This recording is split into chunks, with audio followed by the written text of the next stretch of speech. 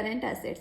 तो अगर layman language में समझाऊँ कि करंट एसेट्स क्या होते हैं, तो ऐसे assets which can be converted into cash immediately, जिसको इमीडिएटली कैश में कन्वर्ट किया जा सकता है। इसका ड्यूरेशन क्या रहता है, 1 साल के अंदर। ठीक है, जैसे एग्जांपल के लोग हमारे बिल्स रिसीवेबल हो गए, डेटर्स हो गए, हमारा स्टॉक हो गया। हमारा जो स्टॉक होता है हम उसे 1-2 साल तक गोडाउन में रखने के लिए तो परचेज नहीं करते हैं ना, सेल आउट रीसेल करने के लिए परचेज करते हैं। तो ये ऐसे एसेट होते हैं जिनको हम परचेज ही किस लिए करते हैं, ताकि हम उनका रीसेल कर सकें, हम 1 साल के अंदर उसको क्या कर सकें, कैश में कन्वर्ट कर सकें। जबकि हमने फिक्स एसेट्स में क्या चीज़ पढ़ी थी कि जब भी हम फिक्स एसेट्स में इन्वेस्टमेंट करते हैं तो हमारा मोटिव कभी भी ये नहीं होता है कि हम फिक्स एसेट्स का रीसेल करेंगे, बट करंट एसेट्स का मोटिव क्या होता है कि उनको रीसेल करने के लिए परचेज किया जाता है। Current asset is also known as floating and circulating asset. Circulating asset क्यों बोलते हैं, बिकॉज ये सर्कुलेट करते थे। जैसे पहले हमारे डेटर्स आते हैं, डेटर्स फिर बिल्स रिसीवेबल में कन्वर्ट होते हैं, और बिल्स रिसीवेबल अल्टीमेटली लास्ट में किस में कन्वर्ट हो जाते हैं, कैश में कन्वर्ट हो जाते हैं। अल्टीमेटली हमारे पास कैश आ जाता है।